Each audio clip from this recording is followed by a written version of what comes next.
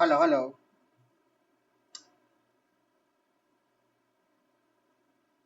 Good evening to all student. Vijaya nursing classes में आपका हार्दिक स्वागत है। आज हम आरआरबी स्पेशल एक क्रेश कोर्स लेके आया हूँ जिस सब्जेक्ट का नाम है साइकेट्रिक नर्सिंग यानी कि मेंटल हेल्थ नर्सिंग। तो चलिए बच्चों, पहले तो शुरुआत में हेडिंग लगा देते हैं कि हम आज क्या पढ़ने वाले हैं बच्चों। मेंटल हेल्थ नर्सिंग के बारे में। किसके बारे में बच्चों? मेंटल हेल्थ नर्सिंग के बारे में।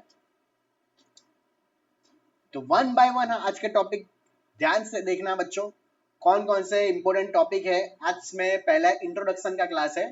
धीरे धीरे जैसे जैसे आगे बढ़ेंगे उसके आगे आगे हम नए नए टॉपिक लेके जरूर आएंगे। तो चलिए शुरू करते हैं।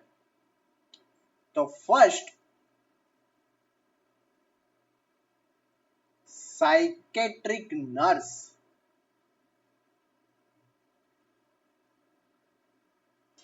First psychiatric nurse Linda Richards.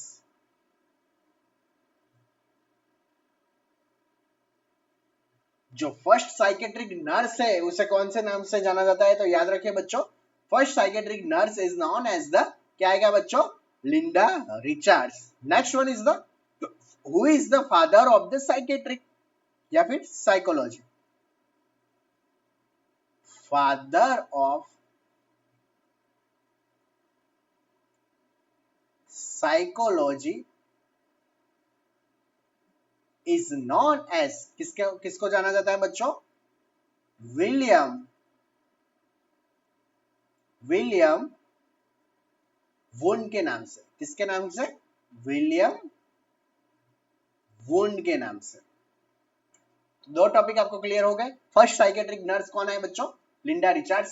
Second one is the, who is the father of the psychology? तो फादर ऑफ द साइकोलॉजी के नाम से किसको जाना जाता है? तो याद रखिए बच्चों, विलियम वुंड को नाम से जाना जाता है। Next one is the father of the modern psychology. क्या आएगा बच्चों? Father of the modern psychology.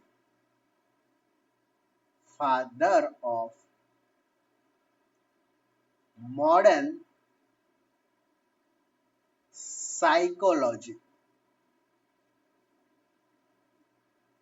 Father of modern psychology को किस साइंटिस्ट के नाम से जाना जाता है? तो याद रखिए बच्चों, सिगमंड फ्रूड के नाम से। किसके नाम से जाना जाता है? सिगमंड फ्रूड के नाम से जाना जाता है। किसके नाम से? सिगमंड फ्रूड के नाम से। चलो एक और टॉपिक सिखा देता हूं बच्चों। साइकोलॉजी वर्ड, जो साइकोलॉजी वर्ड है बच्चों, mainly used by, psychology word was used by, यानी कि किसके द्वारा यूज किया गया था? तो याद रखिए बच्चों, रुडोल्फ गोखले के नाम से। किसके नाम से? रुडोल्फ गोखले के नाम से।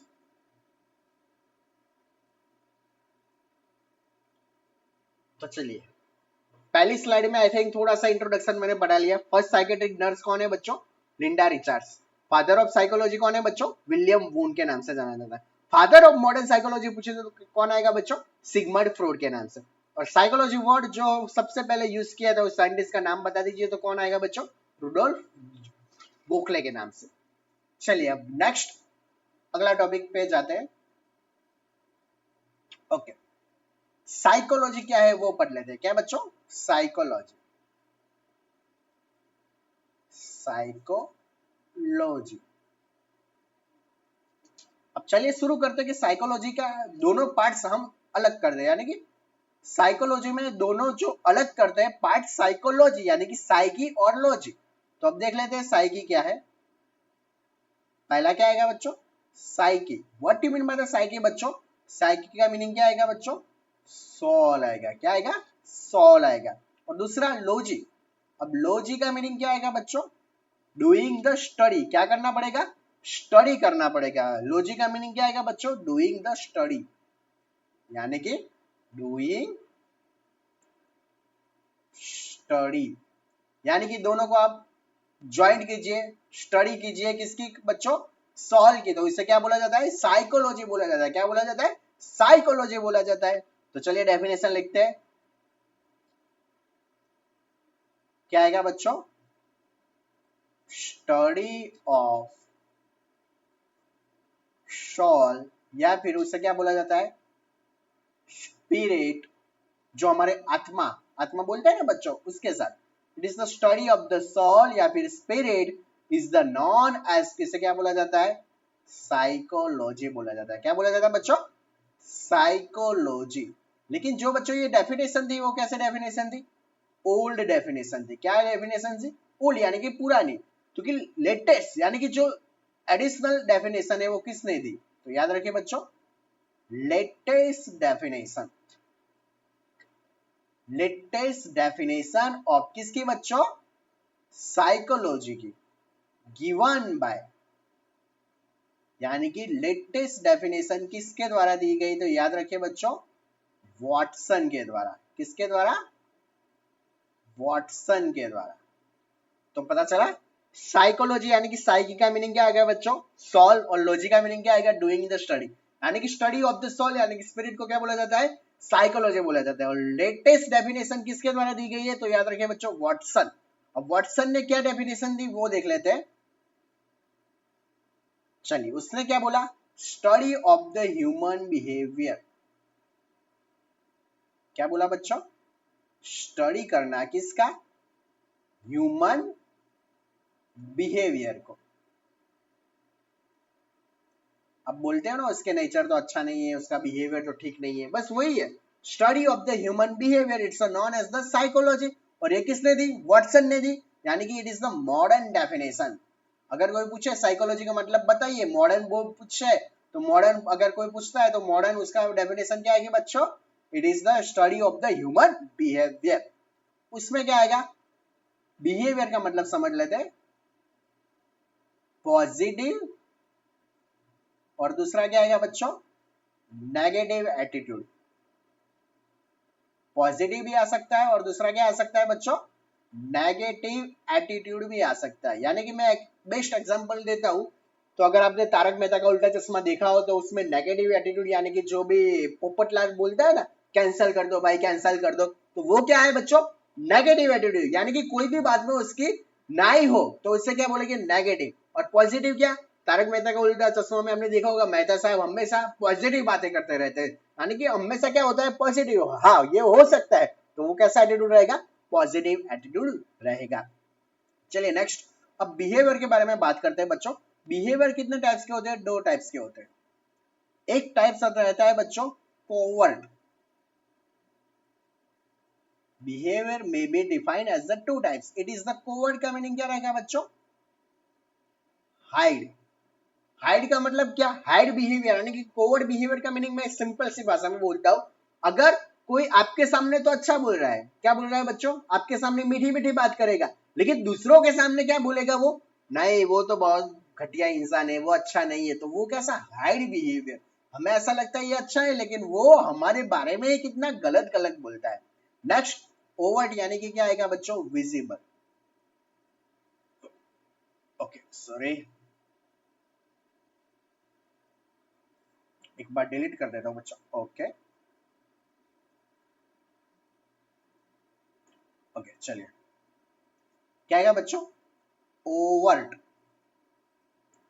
अब ओवर्ट का मीनिंग क्या रहेगा बच्चों, इजीली विजिबल। विजिबल का मीनिंग क्या, ऐसा बोलते हैं ना कि वो तो साला मुंह पे ही बोल देता है, यस, विजिबल का मीनिंग क्या रहेगा, इट्स इजीली क्या बोल पाएगा, यानी कि मुंह पे बोलने वाला, जो भी सामने जो ऐसा दिख रहा है बाहर से वही अंदर से सेम रहेगा, तो वो क्या रहेगा, ओवर्ट। ओवर्ट का मीनिंग क्या रहेगा, हाइड रहेगा। तो this is the two types of the behaviour, positive और नेगेटिव बोल दिया, कोवर्ट और ओवर्ट। कोवर्ट का मीनिंग क्या, हमारे सामने अच्छा बोलेगा लेकिन दूसरों के सामने हमारी बुराई करेगा। चलिए मैन डेफिनेशन के बारे में डिस्कशन करते हैं, डेफिनेशन ऑफ द साइकेट्रिक। अब सभी को पता होगा डेफिनेशन क्या रहेगी, the branch of the medical science, it is ए, किसकी ब्रांच है, ब्रांच ऑफ मेडिकल साइंस, क्या है, it is the branch of the medical science है बच्चों, इन विच, इसमें क्या करेंगे, इन विच स्टडी, ट्रीटमेंट, स्टडी करेंगे, ट्रीटमेंट करेंगे, डायग्नोसिस भी करेंगे, क्या करेंगे, डायग्नोसिस, और क्या करेंगे, प्रिवेंशन करेंगे, क्या करेंगे, प्रिवेंशन करेंगे, किसका करेंगे बच्चों, of mental abnormalities, of mental abnormalities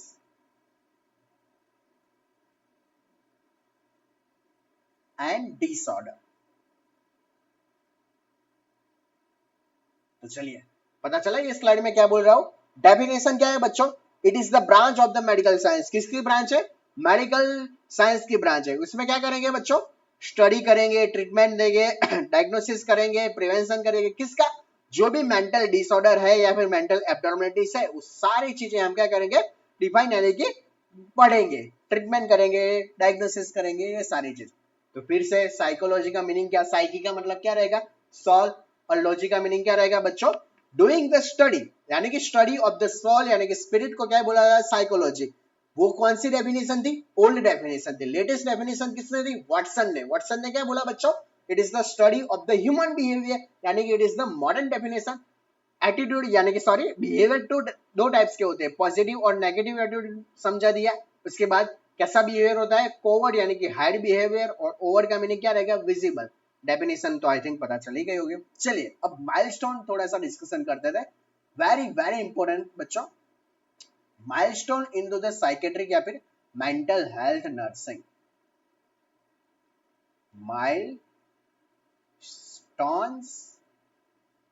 one by one हम सीखेंगे। चलिए पहला माइलस्टोन आपके सामने मैं लिख रहा हूं, 1773 में यानी कि 1773 में फर्स्ट मेंटल हॉस्पिटल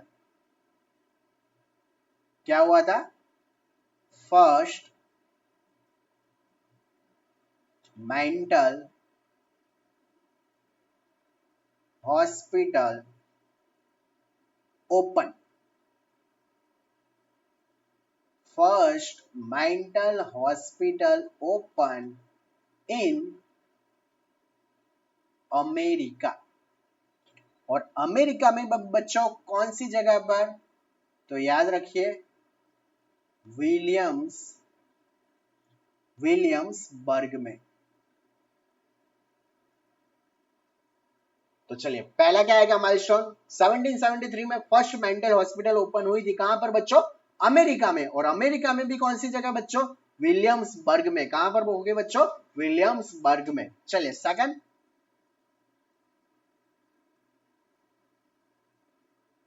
1812 यानी कि कौन सा आएगा बच्चों, 1812 में फर्स्ट साइकेट्रिक बुक क्या आएगा बच्चों,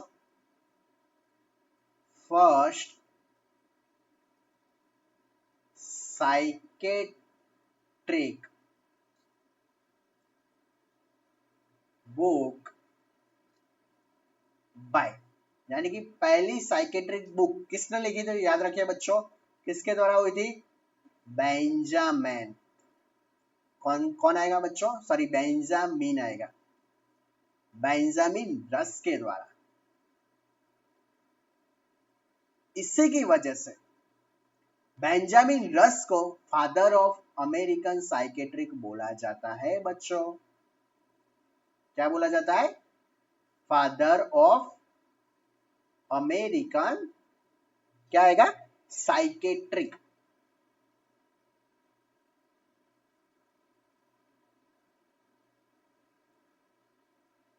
तो याद रखना 1812 में क्या लिखा गया, फर्स्ट साइकेट्रिक बुक किसने लिखी बच्चों, बेंजामिन रस ने। और वो क्या है सॉरी इसी की वजह से बेंजामिन रस को क्या बोला जाता है, फादर ऑफ अमेरिकन साइकेट्रिक। देखो मैंने 3 पॉइंट आपको सिखाए। फादर ऑफ साइकोलॉजी पूछा जाए तो क्या लिखोगे आप, विलियम्स वुंड लिखोगे। फादर ऑफ मॉडर्न साइकोलॉजी पूछा जाए तो क्या लिखोगे, सिगमंड फ्रॉइड लिखोगे। अगर साइकोलॉजी वर्ड किसने यूज किया तो रुडोल्फ कोखले ने यूज किया। Next one is the father of American psychiatric पूछे तो क्या लिखोगे आप? बेंजामिन रस्क को लिखेंगे। चलिए 1938 अब लिख लेते हैं थर्ड पॉइंट। 1938 में सबसे पहले first time ECT first time ECT को यूज किया। ईसीटी का मतलब क्या रहेगा बच्चों? इलेक्ट्रो कन्वल्सिव थेरापी, यानी कि इंडक्ट शॉक देने की जो प्रोसेस बोलते हैं वो electro convulsive therapy first time हम कब शुरू की गई थी? तो याद रखिए बच्चों 1938 में। चलिए नेक्स्ट 1949 में क्या हुआ था? तो 1949 में याद रखिए बच्चों फर्स्ट टाइम क्या था? First time lithium was used. First time lithium was used, यानी कि सबसे पहले लिथियम कब यूज हुई थी? 1949 में। और सबसे पहले ईसीडी कब यूज किया गया था? तो याद रखिए बच्चों 1938 में यूज किया गया था। और लिथियम किसके लिए यूज होती है? तो बच्चों याद रखिए lithium mainly use for the treat for the bipolar disorder. किसके लिए बच्चों? For the treatment of the, किसके लिए है? Bipolar disorder. Bipolar disorder. और बायपोलर डिसऑर्डर का मीनिंग क्या? कभी भी पेशेंट क्या रहेगा बच्चों? या फिर हैप्पी रहेगा, या फिर कभी भी क्या रहेगा बच्चों? पेशेंट कभी कभी सैड हो जाएगा। यानी कि बायपोलर डिसऑर्डर का मीनिंग पता चला? पेशेंट का कुछ ठिकाना ही नहीं रहता, कभी भी हैप्पी हो जाता है, कभी भी सैड हो जाता है। बायपोलर डिसऑर्डर के लिए जो मेनली ट्रीटमेंट यूज होता है उस ड्रग का नाम बताइए, तो कौन सा आएगा? लिथियम। और लिथियम कब की? तो याद रखें बच्चों lithium can be used into the 1949 में।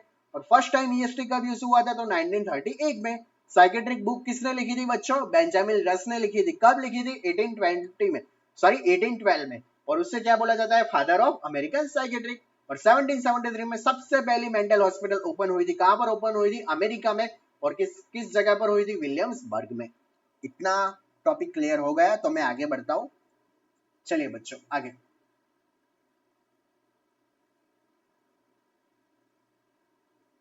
ओके, अब ब्रेन और माइंड के बारे में थोड़ी सी डिस्कशन कर लेते हैं। डिफरेंस बिटवीन किसके बारे में? ब्रेन और माइंड। ब्रेन और माइंड के डिफरेंस के बारे में थोड़ी सी डिस्कशन हम कर लेते हैं। बहुत इंपॉर्टेंट टॉपिक है। Tell me the difference between the, किसके बारे में डिफरेंस लिखना है हमें? ब्रेन और माइंड के बारे में। चलिए वन बाय वन हम सीख लेते हैं।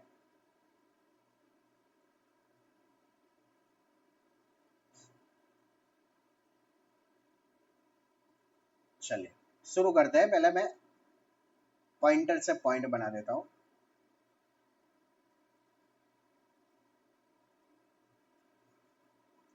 ओके ओके, चलिए एक में हम ले लेते हैं ब्रेन, ले लेते हैं। क्या लेते हैं? ब्रेन ले लेते हैं।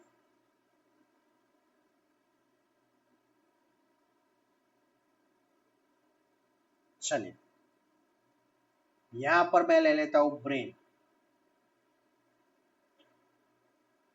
और यहां पर मैं ले लेता हूं माइंड। आपको सीधा सा माइंड पता तो है ना बच्चों, ब्रेन किसे बोला जाता है और माइंड किसे बोला जाता है? ब्रेन क्या है? ऑर्गन है। माइंड क्या? हमारा जो फंक्शन एक्टिविटी करता है ना हमारा माइंड, हम जब पढ़ते हैं याद रखते हैं, तो ये सारी चीज कहां पर होती है? माइंड में ही होती है ना बच्चों। ब्रेन तो क्या है? एक क्या है? मैन नर्वस सिस्टम का पार्ट है, तो वही लिखते हैं।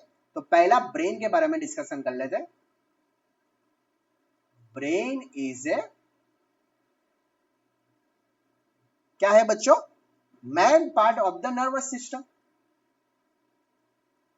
It is the man part of, क्या है? Nervous system.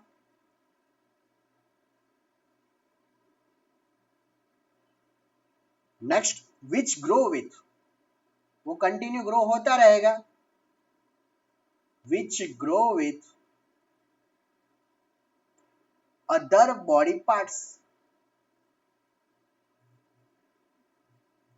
यानी कि दूसरे बॉडी के पार्ट के साथ धीरे धीरे ब्रेन का क्या होता रहता है, ग्रोथ होता रहता है।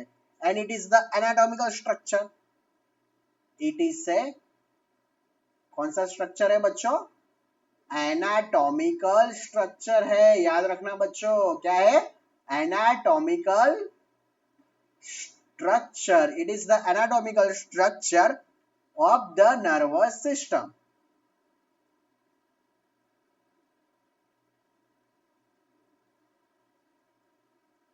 तो पता चल गया what you mean by the brain.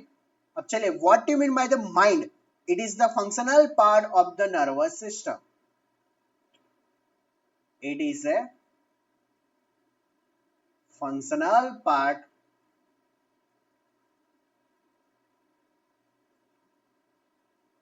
of a nervous system।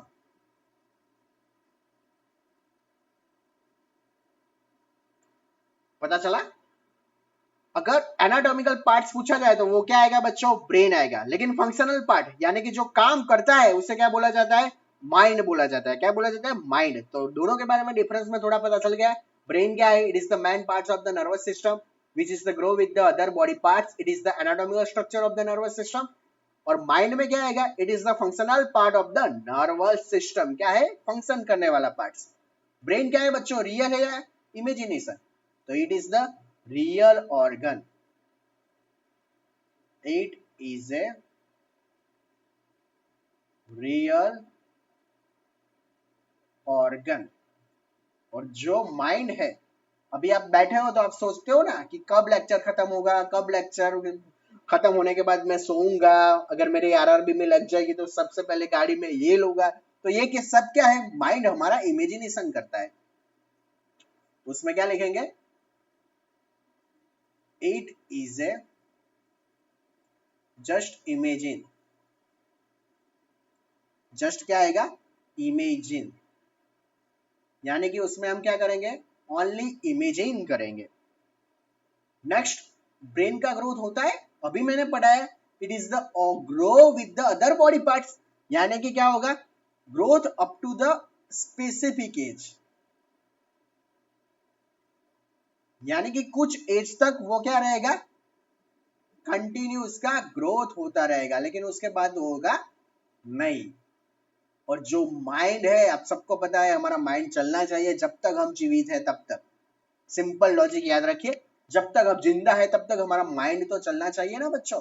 It is the life time growth है, कैसा रहेगा बच्चों, it is the life time growth. तो आई थिंक ब्रेन और माइंड दोनों के डिफरेंस के बारे में थोड़ा पता चल गया होगा। It is the main part of the nervous system है, फंक्शनल पार्ट कौन आएगा, माइंड आएगा, रियल ऑर्गन है वो कैसा है, जस्ट इमेजिनेशन है।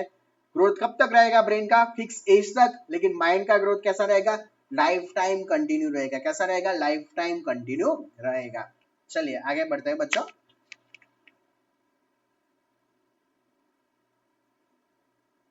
चलिए ब्रेन के वेट के बारे में सीख लेते हैं। चलिए, ब्रेन का वेट कितना होता है,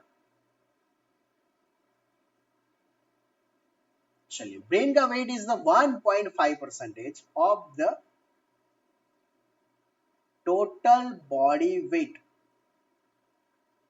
यानी कि हमारा जितना भी वेट होता है उसमें से 1.5% क्या होता है, हमारा क्या है, ब्रेन का वेट होता है। और दो क्वेश्चन बहुत ही मजेदार क्वेश्चन है बच्चों, बहुत ही और बहुत ही एग्जाम में पूछे गए हैं। तो आई थिंक ये दोनों स्टार लगा दीजिएगा, क्योंकि ये क्वेश्चन बहुत बहुत इंपॉर्टेंट है। तो याद रखिए, पहला कौन सा आएगा, मोस्ट कॉमन, कौन सा आएगा बच्चों, most common brain tumour, most common brain tumour in adult. किसके बारे में बात कर रहा हूं मैं, एडल्ट के बारे में। Most common tumour in to the adult कौन सा आएगा बच्चों, ग्लियोमा आएगा। कौन सा आएगा, ग्लियोमा आएगा। बहुत इंपॉर्टेंट है, मैं हाईलाइट भी कर लेता हूं। और दूसरा भी देख लीजिए, ऐसा ही क्वेश्चन, लेकिन इस क्वेश्चन में क्या आएगा बच्चों, मोस्ट कॉमन ब्रेन ट्यूमर किसमें आएगा बच्चों, इन चिल्ड्रन यानी कि चाइल्ड में, इन चाइल्ड कौन सा आएगा बच्चों? मेड्यूला ब्लास्टोनोमा। क्या आएगा बच्चों? Medulla blastoma.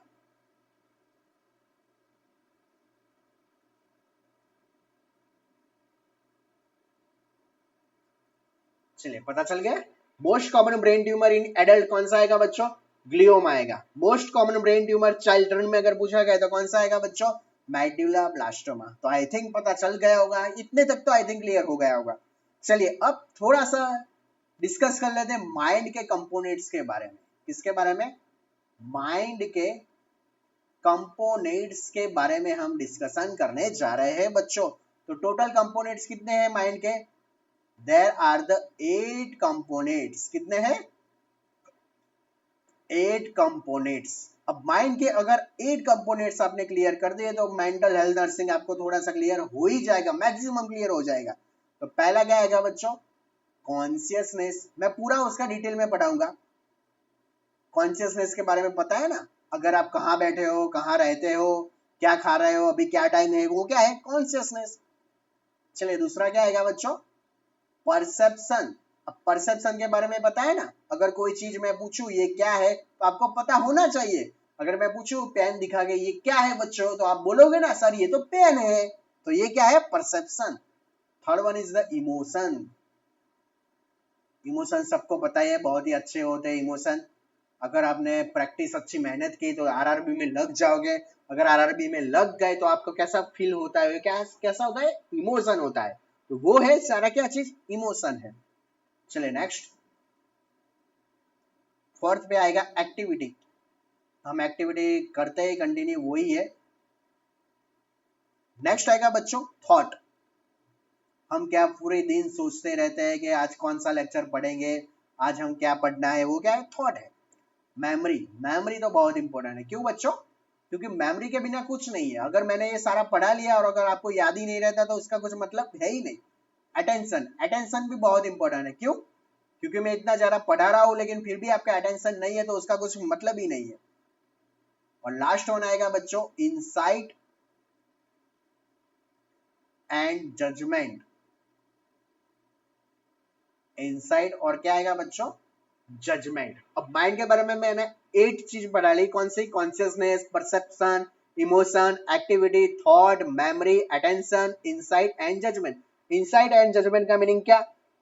जो भी हम क्या करते हैं, जजमेंट देते हैं। यानी कि एक एग्जांपल देता हूं, अगर मैं आपको पूछूं कि अचानक से आपके घर में आग लग जाए तो सबसे पहले आप क्या करोगे, क्या जजमेंट लोगे? तो वो क्या है? हमारी इंसाइट और क्या रहेगी बच्चों? जजमेंट रहेगी। क्या रहेगी बच्चों? जजमेंट रहेगी। चलिए अब वन बाय वन हम डिस्कशन करेंगे। चलो एक टॉपिक तो मैं आज पूरा पूरा नहीं कवर कर पाऊंगा। आज का लेक्चर हमारा पहला ही है, तो पहला लेक्चर में मैं ओनली कॉन्शियसनेस के बारे में थोड़ी सी डिटेल में आपको पढ़ा लेता हूँ। क्या आएगा बच्चों? कॉन्शियसनेस।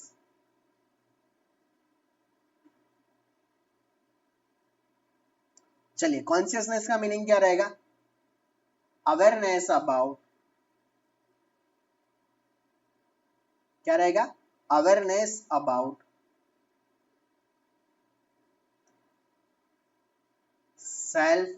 यानी कि अपना सेल्फनेस तो होना ही चाहिए ना कॉन्शियसनेस के लिए। Next is the time. अभी मैं आपको पूछूं क्या टाइम हुआ तो टाइम भी पता होना चाहिए। डेट, आज की तारीख क्या है वो पता होनी चाहिए। प्लेस, आप कहाँ पे रहते हो, आप कहाँ से हो, वो पता होना चाहिए। एंड पर्सन, आपके माता पिता कौन है, आपका भाई बहन कौन है, वो सब पता चलना होना चाहिए। Is the known as the consciousness. तो चलिए बच्चों डेफिनेशन आई थिंक क्लियर हो चुकी होगी। क्या मैंने पढ़ाया? What do you mean by the consciousness बच्चों? कॉन्शियसनेस का मीनिंग क्या रहेगा? अवेयरनेस रहनी चाहिए। किसके बारे में? About the self. Next one is the कौन सा आएगा? टाइम के बारे में, डेट के बारे में, प्लेस के बारे में और पर्सन के बारे में। Is the known as the consciousness. उसे क्या बोला जाता है? कॉन्शियसनेस बोला जाता है। चलिए अब कॉन्शियसनेस को एसेस कैसे करेंगे आपको पता है? How to assess the consciousness. तो चलिए पढ़ लेते हैं पूरा का पूरा। Consciousness is assessed by the consciousness is assessed by the, याद है ना सबको कॉन्शियसनेस हम कैसे चेक करते हैं, सबको पता ही होना चाहिए, GCS यानी कि क्या आएगा बच्चों, ग्लास गो कोमा स्केल। कौन सा आएगा बच्चों, ग्लास गो कोमा स्केल। क्या आएगा बच्चों, ग्लास गो कोमा स्केल। तो ये चीजें आपको पता होनी चाहिए। कॉन्शियसनेस को हम कैसे असेस करेंगे, it is the mainly assess by the, कैसे असेस करेंगे, GCS। GCS का मतलब क्या रहेगा, ग्लासगो कोमा स्केल। चलिए अब ग्लासगो कोमा स्केल को कैसे आप रट रहोगे यानी कि याद रखोगे, उसका मैं एक ट्रिक बता देता हूँ, वो आपको लाइफ टाइम के लिए याद रखना है। तो चलिए ट्रिक दिखा देता हूं मैं आपको। ग्लासगो कोमा स्केल यानी कि क्या आएगा बच्चों, EVM। क्या आएगा बच्चों, EVM। EVM मशीन पता है ना, एक बार मैं फिर से डिलीट कर देता हूं।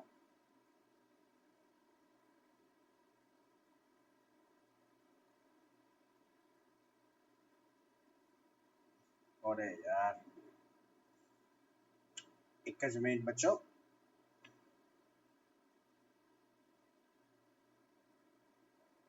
ओके चलिए फिर से लिखता हूं मैं।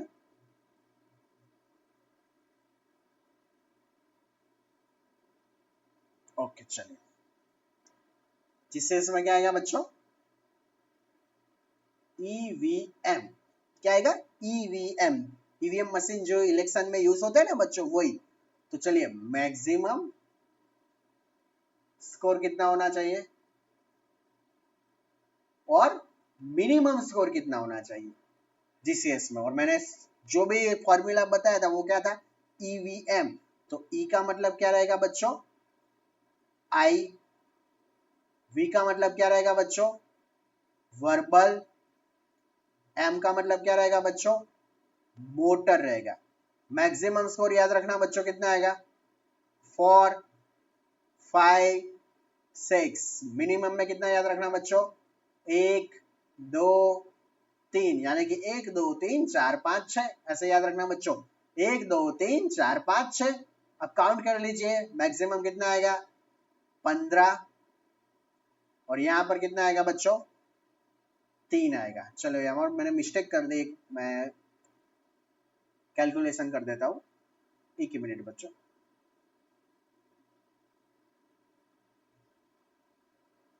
यहाँ पर दोनों पे कितना आएगा बच्चों, 1 1 आएगा। कितना आएगा बच्चों, 1 1 आएगा।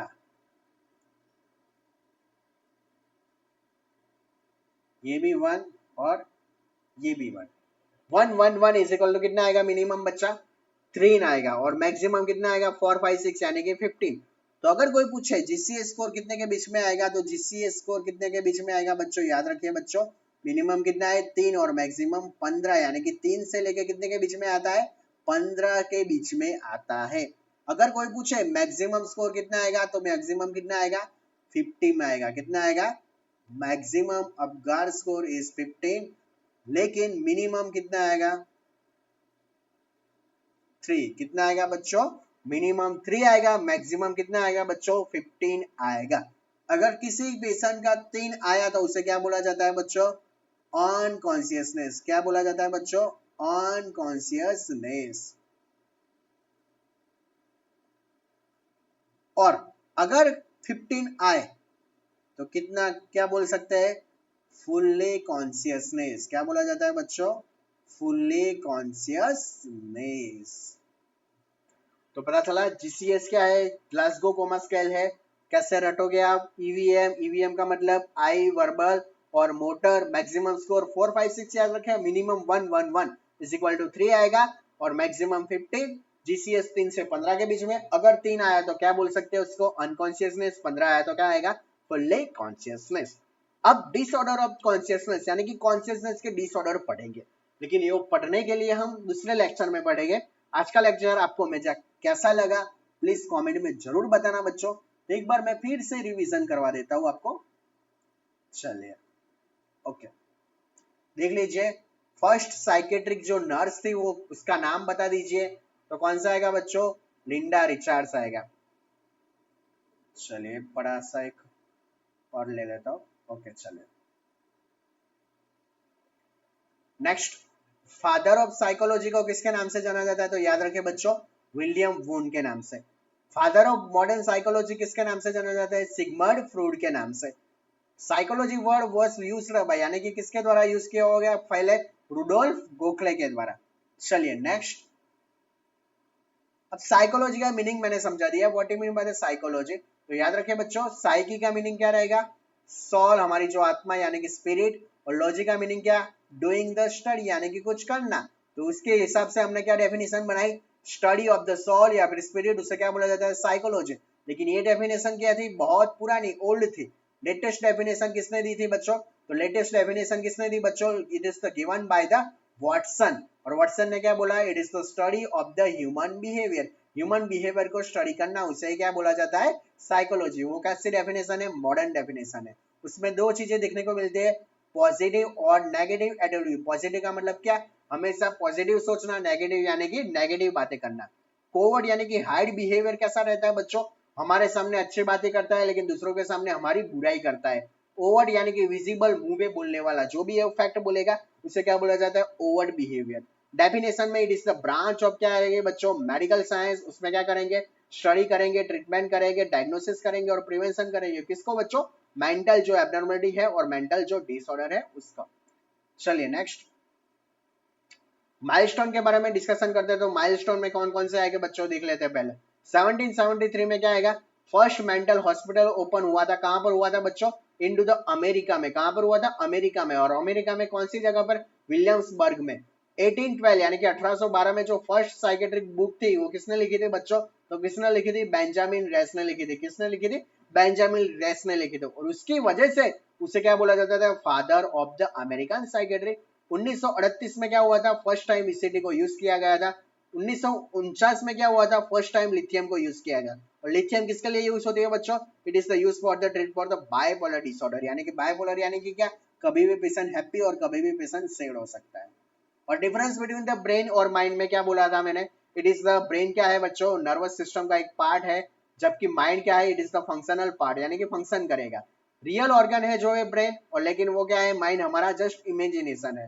ग्रोथ कब तक रहेगा ब्रेन का? फिक्स एज तक रहेगा। लेकिन जब माइंड की बात करूंगा तो लाइफ, जो माइंड है वो कैसा रहेगा? लाइफ टाइम क्या रहेगा? ग्रोथ करेगा।